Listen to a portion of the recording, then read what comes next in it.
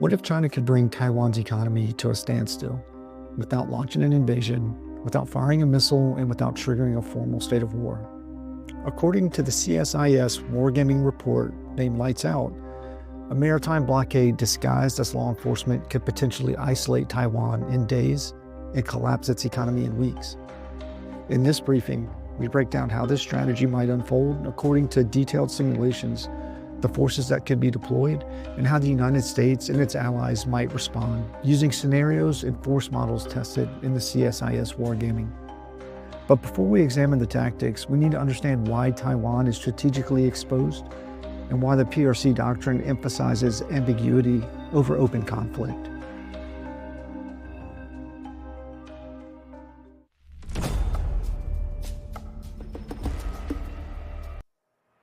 Taiwan's economy is strong, but it runs on a fragile network of maritime lifelines that could be severed in days.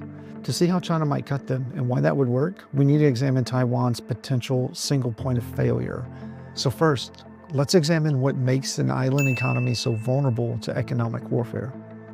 Taiwan's economy thrives as a high-tech manufacturing hub, but 97% of its energy arrives by sea through just a few major ports, with over half flowing through Kaohsiung alone. Taiwan needs uninterrupted maritime supply lines to maintain its just-in-time logistics system that keeps power plants, semiconductor factories, and hospitals running. The island has no integrated energy corridors, no strategic reserves beyond 2 to 3 weeks, and no redundant facilities, creating a single point of failure that can be exploited. When CSIS simulated even partial port closures, the just-in-time model that made Taiwan efficient suddenly becomes its greatest weakness, magnifying every disruption. Within 2 to 3 weeks of sustained maritime isolation, China could cut Taiwan's lifelines by exploiting a fragile logistics network with no redundancy, collapsing the economy without firing a shot. A blockade doesn't have to look like war. It can be framed as law enforcement. If China can turn maritime law into a coercive tool, it might strangle Taiwan while staying under the war threshold. To see how this might work, let's examine the PRC's legal warfare model, already tested in South China Sea.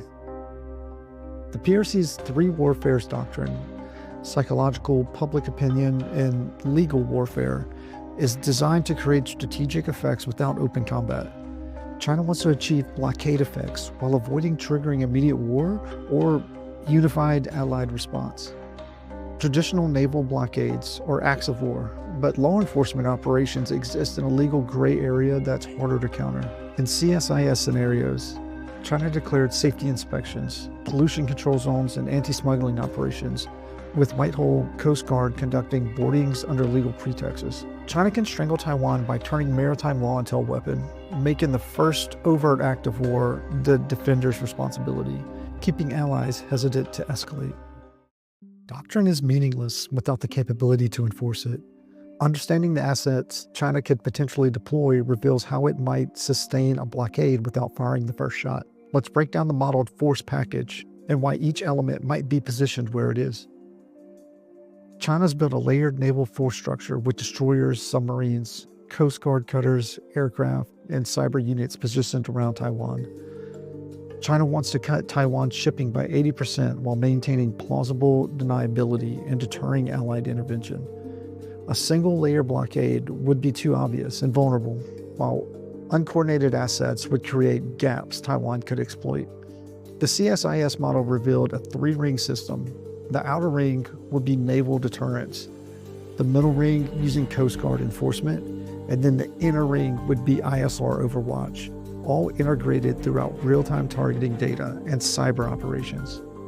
China can sustain a blockade without firing first by using each ring for specific functions: isolate, control, and deter, while cyber units crash the port systems and erase shipping databases simultaneously. A sudden total blockade invites resistance. A gradual squeeze might be harder to counter. China's potential escalation ladder could be designed to apply pressure without triggering immediate allied response. We'll map each modeled phase and its likely timelines. Democratic decision-making requires consensus building, legislative debates, multi-agency coordination, all taking precious time. China wants to create multiple fait accompli conditions where each escalatory step becomes the new normal before allies can respond. If China escalates too quickly, it triggers immediate resistance. Too slowly, and Taiwan can adapt and prepare countermeasures. The phased approach becomes clear. Phase 1, which is first week, begins with Coast Guard cutters conducting routine custom inspections at main ports. Phase 2 would be weeks 2 to 3. In this phase, we see the expansion of maritime safety zones, covering additional ports with televised vessel seizures as warnings. And then phase 3, which would be week 3 plus, escalates to full lockdown with missile batteries activated and cyber attacks crippling port operations. Each phase framed as reversible while cumulatively tightening the rope. China can leave the decision and political risk of starting a war to defenders by pacing escalation to exploit democratic delays, where allies debate phase 1 response while phase 2 is already underway. Taiwan has capable forces, but in a blockade scenario, using them early might do more harm than good. To understand why, we need to examine how Taiwan's operations could be constrained by geography, politics, and timing. First, let's explore what tools Taiwan actually has, and why most might be difficult to employ early in such a scenario. So Taiwan's Navy fields missile boats, stealth corvettes, ASW aircraft, and anti-ship missile boats, capable forces designed for coastal defense. Taiwan wants to break the blockade and restore maritime access without escalating to full-scale war or losing international support. Early kinetic actions risk narrative loss and escalation. Geographic constraints limit rerouting options, and stockpiling only buys weeks, not months. CSIS simulations reveal that without rapid ally intervention, Taiwan's own capabilities couldn't prevent economic and political collapse from occurring first. Taiwan's endurance in blockade scenarios depends more on the speed and scale of external intervention than its own military capabilities. Geography and timing can constrain even capable forces. Breaking a blockade isn't just about having the ships. It's about acting fast enough to matter. The CSIS Wargame suggests what might work, but only if allies respond within days, not weeks. Here's how coalition forces could potentially break the cordon, and what the simulations show happens if they wait too long. Allied forces have the capability for multi-domain response, carrier groups, cyber operations, economic sanctions, and information warfare. Allies want to break the blockade through coordinated maritime, air, cyber, economic, and information operations without triggering a broader war. The coordination challenges are immense, synchronizing cyber attacks with ship movements, managing escalation risk where Coast Guard cutters challenge U.S. escorted vessels, and coordinating between naval commanders, cyber operations, and policymakers under extreme time pressure. The CSIS modeling revealed that delays allow China to entrench and normalize blockade conditions, exponentially increasing the force required to break the cordon.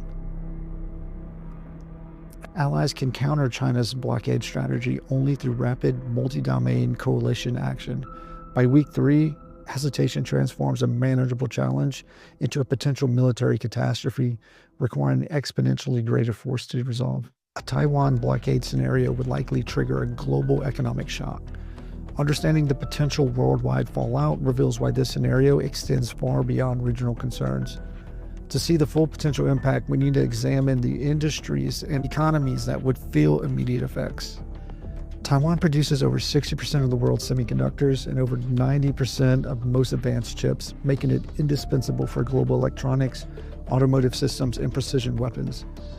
The global economy needs uninterrupted access to Taiwan's semiconductor production to maintain everything from power grids to consumer electronics. There are no alternative supplies for Taiwan's most advanced chips, and disruption of Asia-Pacific trade routes would ripple through global supply chains far beyond semiconductors.